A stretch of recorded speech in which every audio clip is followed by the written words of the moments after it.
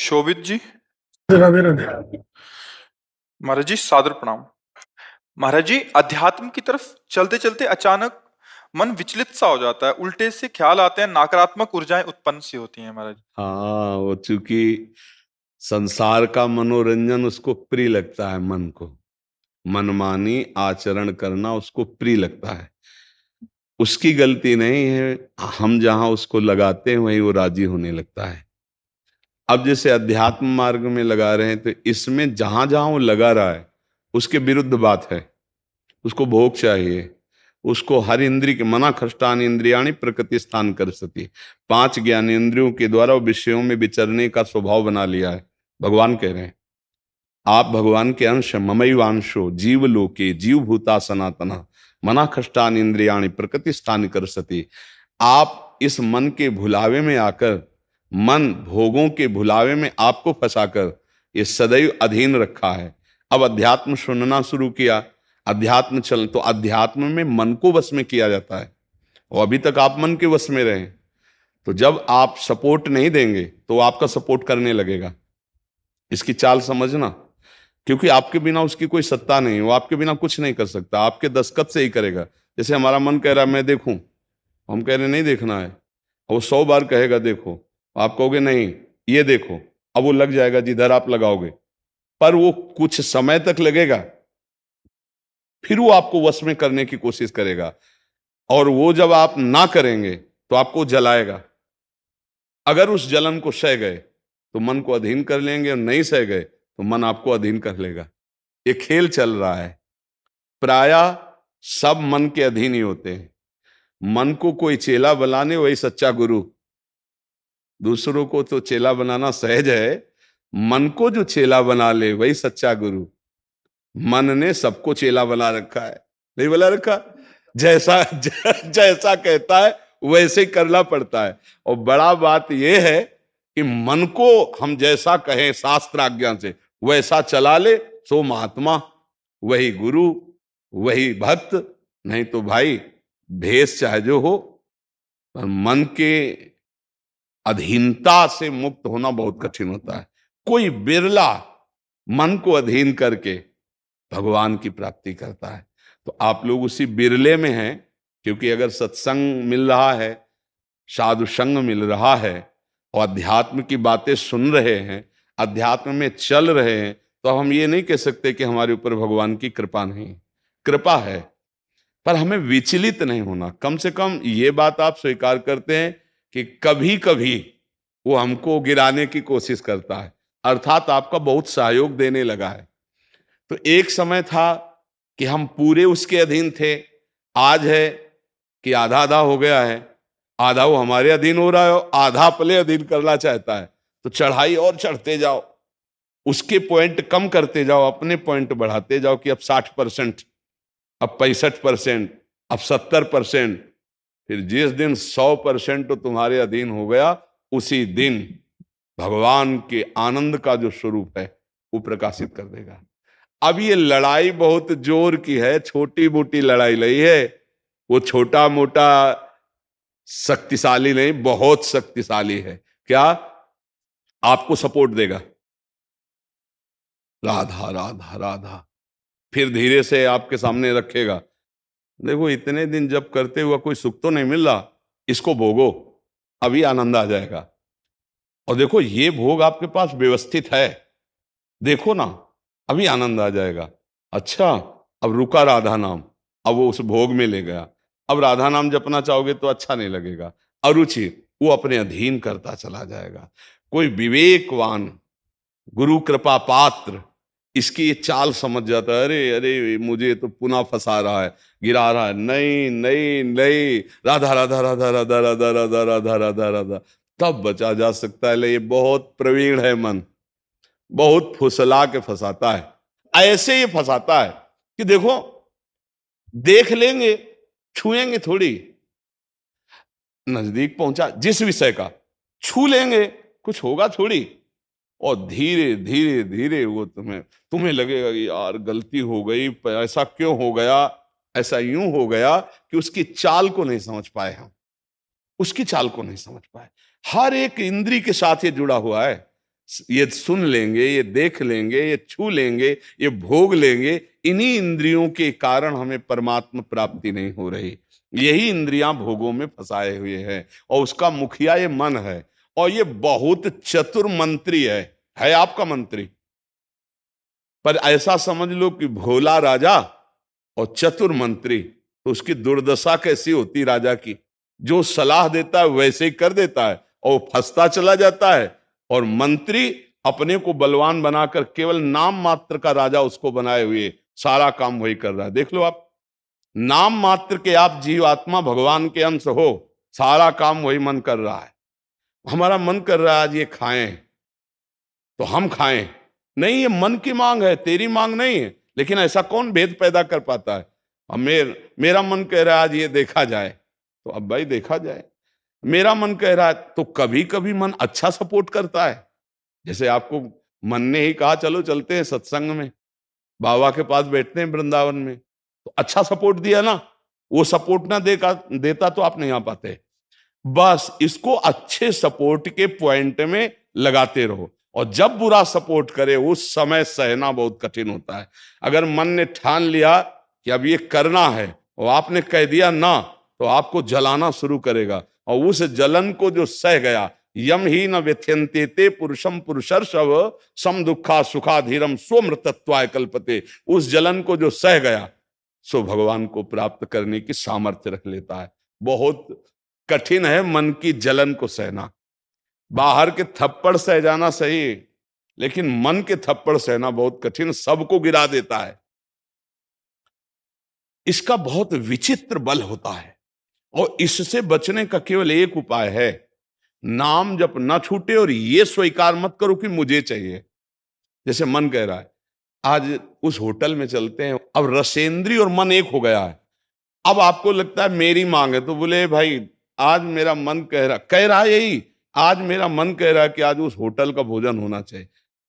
अरे तेरा मन कह रहा है, तू खुद कह रहा है, अब उसमें निर्णय करो सही है कि गलत। अगर गलत लग रहा है इसकी चाल, तो आप मत जाओ।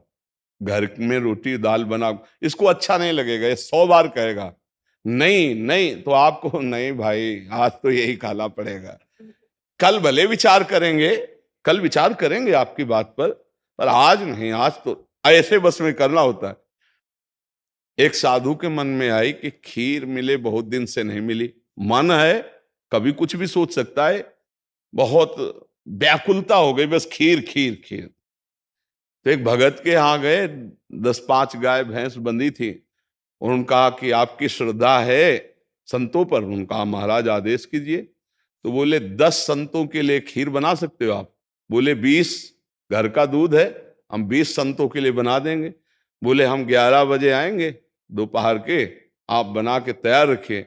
वो अकेले आए, तो उनका और संत? बोले और संत यही है सर। अकेले कमरे में बैठे 20 संतों की खीर, और कहा आप लोग बाहर हो जाइए, हम एकांत में पाना चाहते हैं। वो पाए, तो भाई 20 संतों के लिए खीर बनी, मतलब 20 पेट भर जाए। तो अब पाए, फिर एकदम यहां तक हो गए तो उल्टी हो गई, फिर मिलाया उसी को, फिर मन कह रहा नहीं अब खीर नहीं चाहिए। बोले नहीं, खाओ खाओ खीर। रोमांच हो गया, नहीं खाएंगे एकदम। तो बोले जिंदगी में खीर का नाम मत लेना, जिंदगी। तो या तो ऐसे उतरो, या तो ऐसे उतरो। इसको वश में करना बहुत अच्छा। एकदम विरोध भी नहीं कर सकते आप इसका, चल ही नहीं पाओगे। इसका विरोध भी एकदम नहीं कर सकते, सपोर्ट भी करना पड़ेगा। तो अच्छी बात में इसका सपोर्ट करो। अब कह रहा है जैसे हमें आज मीठा खाना है, ठीक है तुम्हारी मांग बुरी नहीं है। गए किसी अच्छी दुकान से लिया, ठाकुर जी को भोग लगाया, पाली, तो उसका सपोर्ट हो गया। अब वो बुरी बात कह रहा है, अब नहीं मानना है। उस समय जो जलन हो उसे सह जाओ, बस यही साधना का है। मन को अगर अधीन कर लिया तो बात बन गई।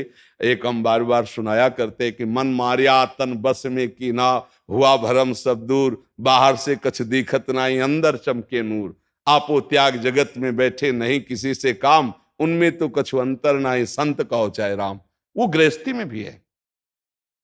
आप एक पत्नी व्रत लिए हुए धर्म से आप चलते हैं, दूसरी किसी माता बहन की तरफ गंदी दृष्टि नहीं, धर्म से धन कमाते, परिवार का पोषण करते, नाम जब आप महात्मा है, आप सतमार्ग के पथिक हैं, क्योंकि आप अपने प्रवृत्ति धर्म से चल रहे हैं और एक निवृत्ति में अपने धर्म से चल रहा है, तो वो महात्मा है। ऐसा महात्मा का मतलब केवल वेश से नहीं होता, महात्मा का मतलब उस लक्षण से होता है। अगर आप भागवतिक लक्षण से हैं तो आप भक्त हैं, आप वैष्णव हैं, आप महात्मा हैं। तो मनुष्य जीवन का परम लक्ष्य है मन को अधीन करके परमात्मा प्राप्ति करना। अगर मन अधीन नहीं हुआ तो परमात्मा प्राप्ति में बड़ी बाधा खड़ी हो जाती है। नाम जप करते रहो, धीरे धीरे वो बल आता रहेगा नाम जप से कि आप मन को अधीन कर लोगे। नहीं तो पीछे वाले बैच में यही कह रहे थे कि जितनी जेल भरी है ये सब मन से ही भरी है। नहीं बोले ऐसा क्यों किया? बोले मन ने कह दिया, आप क्या करें, हम तो कहते थे नहीं करना, पर इस मन ने फंसा दिया, तो बोले 20 साल की सजा, अब भोगो जेल। मन की एक हरकत ने पूरा जीवन बर्बाद कर दिया, मन की एक हरकत ने फांसी पे चढ़वा दिया। वही मन की तो हरकत है। तो हमें लगता है बहुत होश में रहा जाए, ये जो मंत्री है सलाहकार मन, इस पर नजर रखी जाए कि इसकी गलत सलाह पे दस्तखत ना करो। और अगर आप स्वीकृति नहीं देंगे तो कुछ नहीं कर पाएगा, पक्का समझना। आपकी स्वीकृति से ही होता है जो कुछ होता है। आप जहां कह देते हैं कि चलो अच्छा ठीक है, बस फिर आपकी कोई गम नहीं है, वो आपसे करवा के मानेगा। इतना बलवान मन है, बड़े बड़ों से करवा लेता है। आप तो मान लो गृहस्थी में हो, जिसने आजीवन भगवान का मार्ग चयन किया है उसको भूल में डाल देता है, गलत मार्ग में ले जाता है। आप तो गृहस्थी में मान लो आपसे चूक होना स्वाभाविक है, क्योंकि प्रपंच माया प्रपंच में जिसने जीवन भर के लिए नियम लिया है उससे भी चूक करवा देता है। बड़ा विचित्र मन है। हाँ, अगर मन कहीं अधीन हुआ है तो भगवान का आश्रय लेकर और विवेक के द्वारा इसे अधीन किया जाता है। और विवेक ये बाजार में मिलता नहीं है, ये सत्संग से मिलता है। जैसे आप सुन रहे हैं, बिन सत्संग विवेक न होई और राम कृपा बिन सुलभ न सोई। सत्संग होता है भगवान की कृपा से और सत्संग से मिलता है विवेक, और विवेक से मन का शासन निर्णय किया जाता है। तू गलत सलाह दे रहा है और मेरी मांग नहीं तेरी मांग है, मैं इसको रिजेक्ट करता हूं, नहीं पास करता हूं। बस वो कुछ नहीं कर पाए। पर इतना ज्ञान नहीं रहता भैया, जहां वो मन से आज गरम गरम कचौड़ी दाल की हो और फिर चटनी हो, फिर अब आप खोज करोगे कहाँ बन रही है, हम खरीद के खाए। मन ऐसे ही फंसा रहा है। आप देखो ना, अपने घर में सब भोग सामग्री है, लेकिन जिनका मन, जो भजन नहीं करते, जो सत्संग नहीं करते, उनका मन गंदे आचरणों में फंसा है। घर में वो सब भोग सामग्री है, धर्म पूर्वक भोग करके वो भगवान को प्राप्त कर सकते थे, लेकिन वो अधर्माचरण, कलह, अशांति घर में है और उनका मन कहां ले जाता है? गंदे गंदे जगह उनको फंसाए। ये मन की चाल है। आपके घर में है, धर्म पूर्वक भोग सकते हैं, लेकिन आपसे अधर्म करवाता है, पापाचरण करवाता है। आप विचार करो क्या है इन शरीरों में, क्या है या उन भोगों में क्या है? कितना भोगोगे? चाहे जितना भोग लो, कभी तृप्ति होने वाली नहीं। और धर्म से चलोगे तो एक दिन इनसे निवृत्ति हो जाएगी, तृप्ति तो नहीं, निवृत्ति हो जाएगी और आप प्रभु को प्यारे, प्रभु के प्रियजन बन जाएंगे। यही मनुष्य जीवन का लाभ है कि हम कमाई करने आए धर्म की, पुण्य की, नाम की, भगवान का नाम जप करके मंगल करने की, पर ये दिमाग में नहीं रहता और यही लगता है जितना धन हो जाए, जितनी भोग सामग्री हो जाए, खूब भोगे, मौज से जिए। पर अधर्म आचरण करने वाला कभी मौज से नहीं रह सकता। ये शब्द याद रखो, चिंता, भय, शोक, घबराहट और दुख, ये उसको कभी छोड़ेगा नहीं जो पाप कर्म करता है। अचानक बेमतलब की कल्पना भय की सवार रहेगी और धीरे धीरे वो मन डिप्रेशन में पहुंचने लगता है। क्यों? क्योंकि पापाचरण हो जाता है। और घर के किसी व्यक्ति से ठीक से बात नहीं करेगा। क्यों? अंदर से डिस्टर्ब हो चुका है। ये क्यों हुआ? बोले पापाचरण से हुआ। आज बहुत ज्यादा लोग डिप्रेशन में जा रहे हैं, बहुत ज्यादा लोग। इसका कारण जानते हो क्या है? यही मनमानी आचरण। मनमानी आचरण बचपन से शुरू हो जाता है, गंदा आचरण, गंदा व्यवहार, और वो दिमाग काम नहीं करता। एक प्रियता हमारे अंदर होती है कि कोई हमें प्यार करे, आप समझ ना। एक हमारे अंदर प्रेम की मांग होती है कि कोई हमें प्यार करे। नौ किशोर अवस्था में, जब यौवन अवस्था का, अगर उस समय हमें गलत संग मिल गया तो विक्षिप्त हो जाता है चित्त। अच्छा, प्यार कोई समझ पावे तो मुश्किल की बात है। प्रेम का निर्वाह तो सिर्फ भगवान करते हैं, या भगवान प्रदत्त ऐसा कोई दे दे जो प्रेम का निर्वाह करे। नहीं, अपने हृदय से जिसको हम प्रेम करते हैं और वो कहीं दूसरी जगह देख रहा है, अब विक्षिप्त हो जाएगा वो व्यक्ति, नहीं हो जाएगा। और ये प्रायः बहुत तायत में हो रहा है। क्यों? क्योंकि पूर्व संस्कार बन गए। अच्छा, जैसे देखना, बॉयफ्रेंड गर्लफ्रेंड, ब्रेकअप, फिर बॉयफ्रेंड, फिर गर्लफ्रेंड। समझ रहे हैं क्या संस्कार पड़ रहा बच्चों के अंदर? अब वो जब वर्ण करेंगे एक पति का, तो उनके अंदर निष्ठा आ पाएगी, वो संयम से चल पाएंगे, वो एक गृहस्थी को संभाल पाएंगे, वो अपने पति या पत्नी पर पूर्ण प्रेम कर पाएंगे? नहीं कर पाएंगे। क्यों? क्योंकि आदत खराब हो चुकी, संस्कार खराब हो चुके। अब ये हमारे समाज में ज्यादा फैल रहा है, नहीं फैल रहा है। अब जहां मन को संयम में लाने की बात आती है, वहां मन को तो हमने पहले ही रद्दी कागज बना दिया, पहले ही हमने उसको गंदा कर दिया। अब कैसे हो सकता है? गृहस्थी बहुत पावन मार्ग है, कोई ऐसा नहीं है। मान लो पवित्र शरीर दोनों के हैं और फिर धर्म से ग्रहण किया गया, तो वो फिर एक अच्छी गृहस्थी बनती है। अब पहले ही, इसलिए भाई बहुत संभालने की जरूरत। आप तो बड़े भाग्यशाली जो अध्यात्म में इस बात को समझ रहे, नहीं तो आज हमारा समाज थोड़ा गलत रास्ते की तरफ जा रहा है, गलत मार्ग है जिसको कोई समझ नहीं रहा। हमारे नवीन नवीन बच्चे, नवीन नवीन बच्चियां, नवीन नवीन भाई इस भूल में फंस गए कि ये सुख है और ये भोगना मतलब जीवन का लाभ है। नहीं नहीं नहीं, इसको धर्म के अंतर्गत रखा गया। देखो, हमारे शास्त्र में 4 पुरुषार्थ रखे गए, धर्म, अर्थ, काम, मोक्ष। काम कहां है? तीसरे नंबर पे है। पहले में क्या है? धर्म, और आखिरी में क्या है? मोक्ष। जो धर्म से चलता है, धन धर्म से कमाता है, धर्म से काम भोग करता है, वो मोक्ष को प्राप्त हो जाता है। आज 2 बातें हट गई, पहली और आखिरी, धर्म और मोक्ष हट गया, अब अर्थ और काम रह गया, नहीं रह गया। बस यही पशुता बढ़ती चली जा रही है। अब ये संतों की बातें कड़वी लगेंगी समाज को, लेकिन भैया बहुत गलत रास्ते में अपने लोग जा रहे हैं। इससे लौटना अभी संभव है, अभी लौटना संभव है। अगर कदम आगे बढ़ते चले गए तो आप लौट नहीं पाएंगे। आप देखो, हमारे नवीन बच्चों में बहुत डिप्रेशन की ये बात आती चली जाए। क्यों? विक्षेप पे विक्षेप पड़ रहा है। अब वो उससे आसक्त है, वो ब्रेकअप हो गया, अब उसका दिमाग पे जो भार पड़ा वो पूरे जीवन की जीवनी शक्ति को नष्ट कर रहा है, चाहे बच्चा हो चाहे बच्ची हो। मतलब कई ऐसी समस्याएं प्रकट हो रही हैं जो अपनी बात कह नहीं सकते हैं, और अंदर ही अंदर वो अपने को खोखला कर लेते हैं। हमें लगता है कि माता पिता को, परिवार को इन समस्याओं से, बच्चों से जुड़कर उनको हटाना चाहिए, उनको शिक्षा देनी चाहिए, उनको ऐसा मित्रवत बल देना चाहिए जिससे उनकी मानसिकता उभरे। अगर ये छूट बनी रही, इसे कहा जाता है दोस्ती, लेकिन भारी दुश्मनी फैल रही है, भारी हमारे जीवन का नाश करने वाली वृत्तियां फैल रही। तो इसलिए इससे बचा जाए और नाम जप किया जाए। अगर मन को छूट मिल जाए तो नरक पहुंचाने की पूरी व्यवस्था कर देगा। मन को छूट मिल जाए तो भारी से भारी अपराध करा देगा और जलाता रहेगा। इसलिए मन को छूट ना दी जाए, और मन को छूट ना दी जाए इसके लिए जो चाहिए विवेक, वो सत्संग सुना जाए, और जो बल चाहिए वो नाम जप किया जाए। नाम का बल और सत्संग का विवेक, ये 2 ही बचा सकते। साधन